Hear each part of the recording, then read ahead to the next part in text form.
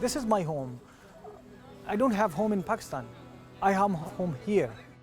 On the south side of Glasgow, where migrants have been drawn for generations, two Pakistani men are considering the fact they're no longer welcome.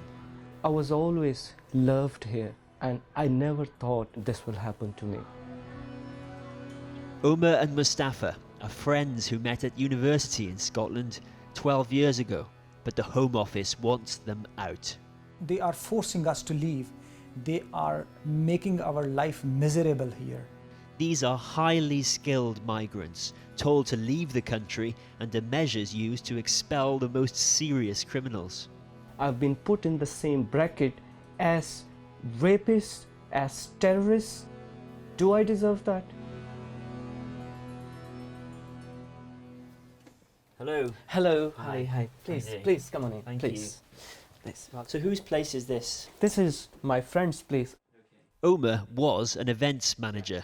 After 10 years in Scotland, he applied for indefinite leave to remain in the UK, and his world fell apart.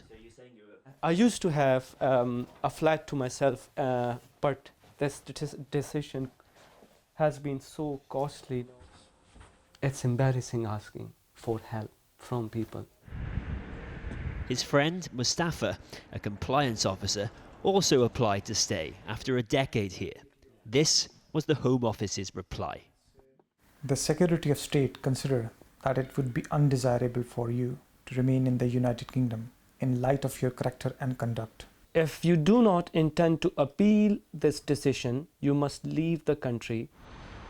A growing number of highly skilled migrants are coming forward with strikingly similar stories.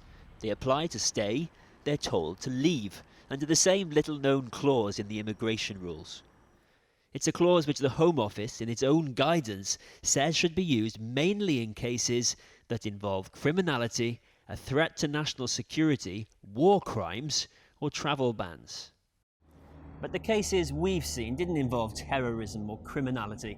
The cases we've seen involved people who'd amended their tax returns. Now, Campaign Group estimates that around 1,000 highly skilled migrants, among them doctors and teachers, have been told to leave the country in similar circumstances. And when we asked the Home Office how widespread this was, they couldn't tell us.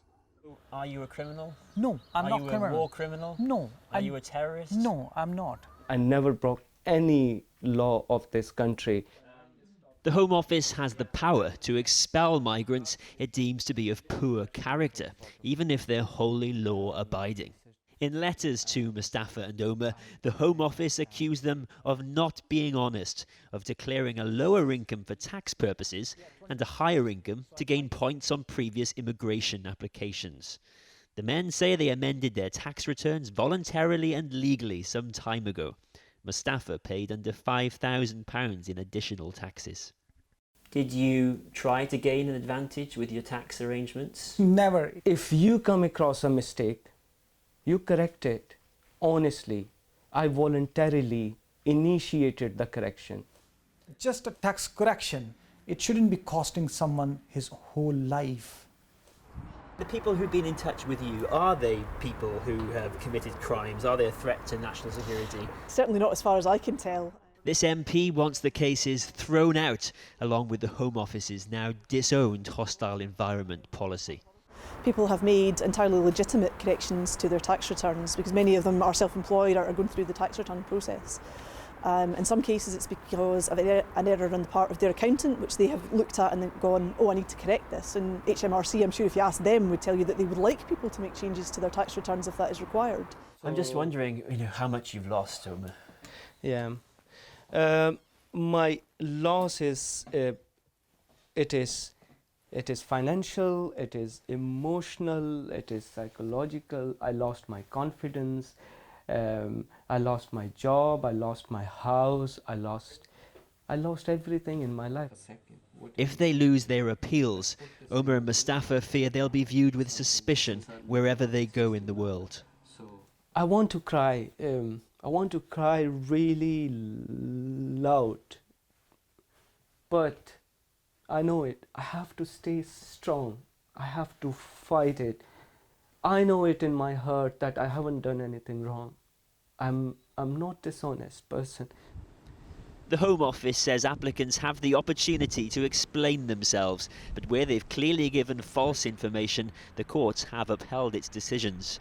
But the new Home Secretary has ordered an immediate review of these types of cases, a fragment of hope for those who made lives for themselves here and want desperately to stay.